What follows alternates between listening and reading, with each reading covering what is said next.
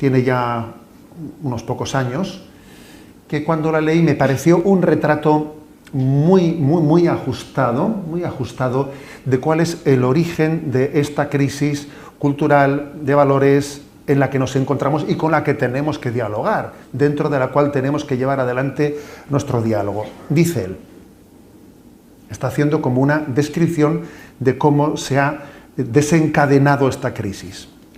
Se comienza por el desarraigo espiritual, pues es en Dios donde se encuentra el fundamento de razón de ser, origen y destino. Se sigue por el desarraigo existencial, pues una vida sin origen ni destino entra en una angustiosa crisis de sentido. Continúa con un desarraigo intelectual, pues la carencia de metafísica se suple de idealismos y utopías, a la vez que el desarraigo moral, confundiendo la voluntad con los impulsos vitales, lo cual desemboca en el desarraigo de vínculos humanos y familiares que nos llevan a un individualismo orgulloso y egoísta que nos condena a recurrir al poder político como única forma de salvación del caos. Me parece que ha hecho una descripción muy detallada. Comienza por el desarraigo espiritual, después se llega al desarraigo existencial, luego al desarraigo intelectual, luego al desarraigo moral, finalmente el familiar y social, y entonces que nos salve el Estado. Pues bien, es posible el diálogo, pero sanando estos desarraigos. Creo que nuestro diálogo con el mundo tiene que centrarse en la sanación de estos desarraigos a los que yo me he referido. Este pensamiento único que se está generando, fruto de toda esta crisis, porque es así, aquí se está generando un pensamiento único, un nuevo orden mundial en el que se mueva de la foto le van a zurrar. A ver, creo que somos conscientes de eso. Hay un pensamiento único y el que se muestre rebelde frente a ese pensamiento único va a sufrir unos embates muy grandes, ¿no? Yo creo que este pensamiento único, esta mentalidad progre, si me permitís la expresión así popular, ¿no? Se caracteriza por ser teológicamente gnóstica, filosóficamente relativista, ideológicamente marxista, económicamente capitalista y psicológicamente freudiana. Yo diría estas 5 características de la mentalidad, el pensamiento único, la mentalidad de nuestros tiempos. Lo repito, teológicamente gnóstico, que es lo que se llama la nueva era. Filosóficamente relativista, que os voy a contar yo. Ideológicamente marxista, ahora hablaré un poco de ello. Económicamente capitalista liberal, y psicológicamente freudiana. Voy describiendo las 5 características y subrayando de qué manera, qué resortes tenemos en el diálogo con esas 5 características. Teológicamente gnóstica. El gnosticismo es una de las primeras herejías, ¿no?, que existió en la historia del cristianismo, el gnosticismo.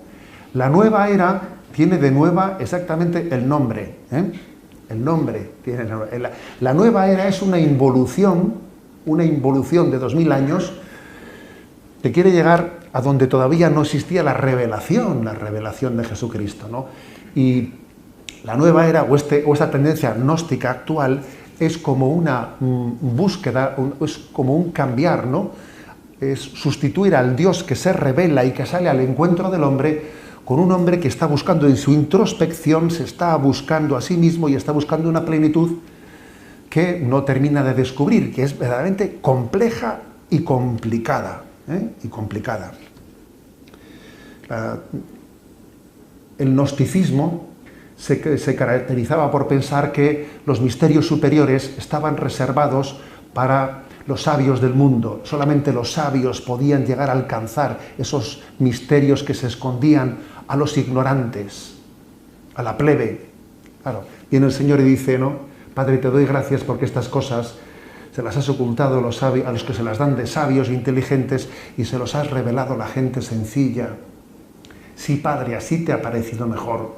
Si no os hacéis como niños, no entraréis en el reino de los cielos. Fijaros, dice San Irineo que si Dios es sencillo, la verdad es sencilla. Entonces, es clave que Dios, cuando se ha revelado, nos ha mostrado su sencillez.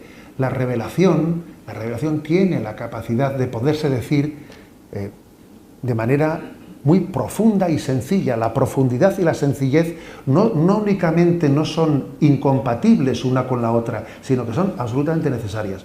Yo recuerdo una anécdota de mis tiempos de seminarista, que estábamos en Roma y habían anunciado pues que había pues un afamado teólogo, ¿no?, que iba a dar una conferencia pues en un lugar muy, digamos, conocido de Roma. Era un teólogo de esos que tenía fama, ¿no?, pues de estar siempre en las fronteras. Y bueno, allá que fuimos, yo fui acompañado de un profesor conocido mío, y el hombre, bueno, pues estaba la sala muy llena y hablaba, aparte de hablar en italiano, parecía que hablaba en relieve, porque, madre mía, es que parece que iba dando a luz las palabras, no digo esdrújulas, sino sobre esdrújulas, ¿no?, según el hombre iba hablando. Era tremendo, era, bueno, increíble, ¿no?, cómo se iba expresando. Y yo me acuerdo que en plena conferencia me acerqué a nuestro profesor que estaba a lo mío y le dije al oído, le dije, no estoy entendiendo nada. Entonces él se me acercó y me dijo, tú tranquilo, que yo lo estoy entendiendo todo y no está diciendo nada. Dijo. Y a mí la verdad que yo me dio una paz y una alegría muy grande, una paz y una alegría muy grande, porque es verdad, a ver, porque los misterios de Dios, precisamente si son de Dios, se pueden decir de manera sencilla. De manera sencilla. Yo recuerdo que recién nombrado obispo, pues tuve la ocasión, ¿no?, de estar en Valencia, entonces en la Jornada Mundial de las Familias. Allí nos encontramos pues con el Papa emérito, nos encontramos en la capilla del Santo Grial, y el Santo Padre les dijo a todos los obispos de España, les doy gracias porque ustedes han defendido la fe de los sencillos. Defender la fe de los sencillos, la fe es sencilla, Dios es amor. Cuando uno va avanzando en la vida espiritual, las cosas cada vez son más sencillas. Según se avanza, según se está más cerca de Dios, las cosas son más sencillas. Cuando más nos alejamos de Dios, las cosas son más complicadas. El gnosticismo es como una pretensión, ¿no?, es como un olvido de que Dios ha salido al encuentro del hombre, de que Dios ha tomado la iniciativa de venir a buscarnos. Entonces nosotros, frente al gnosticismo, en ese diálogo con el gnosticismo, tenemos que subrayar el gran don de la revelación. Dios ha hablado, Dios se ha comunicado. La revelación en Jesucristo es un don de Dios porque Dios ha hablado, se ha revelado en una palabra, ¿no? Bueno, decía que esta mentalidad, este pensamiento único, es teológicamente gnóstico. Segundo, filosóficamente relativista. Primero voy a decir una cosa, que el relativismo es mentira.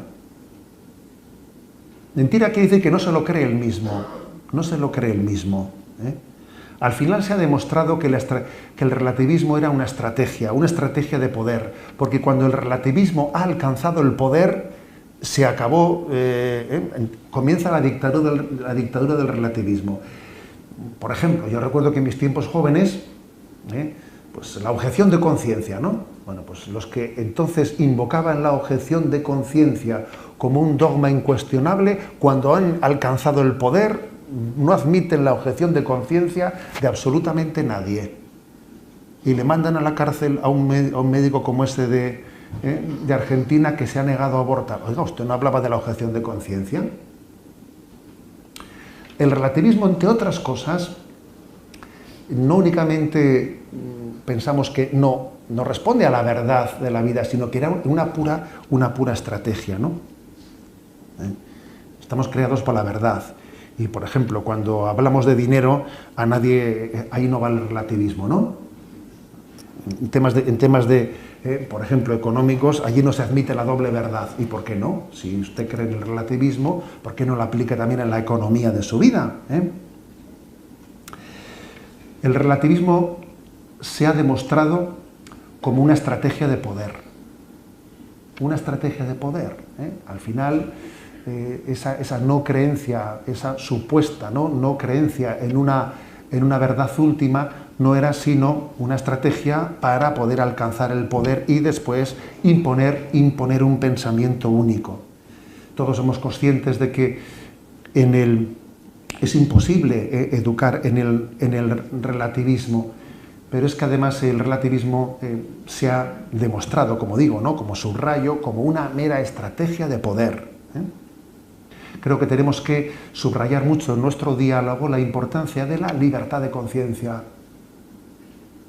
El que nos demos cuenta, ¿no?, de que Dios nos ha creado libres y que tenemos una obligación de fidelidad a la propia conciencia, a esa verdad que hemos descubierto en nosotros, ¿no?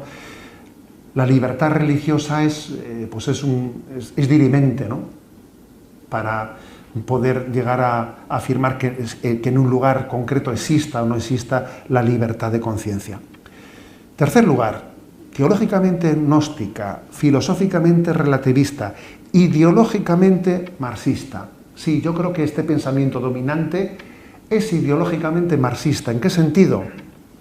En el sentido de que nos presenta una hermenéutica de enfrentamientos.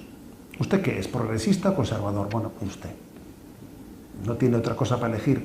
Usted, es decir, están continuamente planteando una lucha de clases, una lucha de posicionamientos, unas adscripciones ideológicas caricaturizadas dentro de las cuales cada uno tiene que estar absolutamente insertado.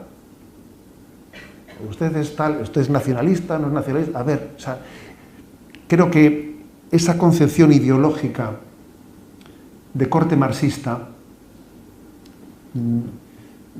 dialéctico, configura nuestro pensamiento y nos impide pensar por nosotros mismos. Nos impide pensar, nos adscribe la tribu, nos adscribe a una tribu ideológica, a una tribu. Y por ejemplo, pues en España, sin duda alguna, se está utilizando y alimentando esas adscripciones tribales para que no terminemos de superar nuestras heridas y las heridas de nuestros enfrentamientos, porque se está desde esa dialéctica continuamente cultivando pues la lucha dialéctica. Existen luchas dialécticas entre azules y rojos, entre nacionalistas, no nacionalistas, y al final dices, pero ¿para qué discutís tanto si al final pensáis lo mismo y no tenéis verdaderamente un pensamiento propio capaz de juzgar y discernir la verdad, sino que estamos continuamente cayendo en esos encasillamientos dialécticos, ¿no? Creo que esto también es esta forma de adscripciones encasilladas que nos impide matizar, nos impide discernir, es deudora de esa dialéctica marxista. ¿Usted de qué clase social es? ¿Usted de qué grupo? Y eso nos hace un daño inmenso, inmenso. Nos impide avanzar al conocimiento de la verdad. En cuarto lugar, económicamente capitalista liberal. Sí, claro, eso sí que es curioso, que China, todos pensábamos, ¿no?, que el maoísmo caería en el momento en que la economía de mercado capitalista entrase en China. Pues no, fíjate bien, ha entrado el capitalismo más agresivo que pueda uno entender ahí en China, pero curiosamente el maoísmo en otro sentido se sostiene, ¿no? Económicamente se puede compaginar esa ideología marxista con una concepción capitalista liberal. Y qué importante es que nosotros en nuestro diálogo seamos unos enamorados de la doctrina social de la Iglesia.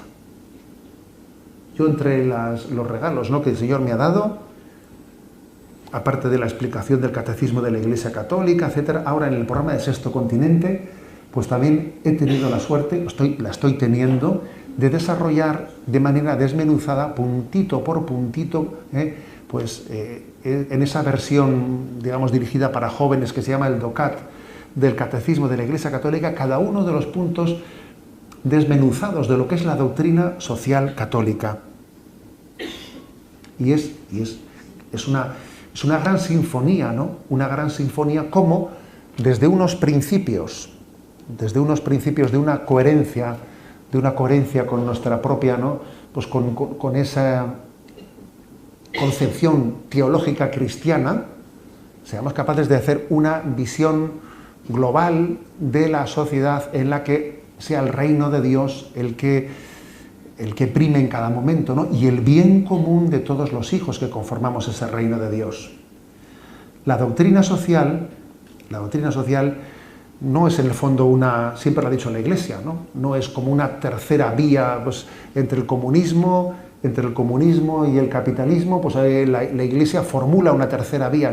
No es competencia de la Iglesia la de formular terceras o cuartas vías, ¿no? Pero sí la de tener elementos de discernimiento para entender qué es aquello conforme al bien común de los hombres. Creo que es el bien común, la creencia en el bien común, el factor último que sustenta la doctrina social de la Iglesia, ¿no?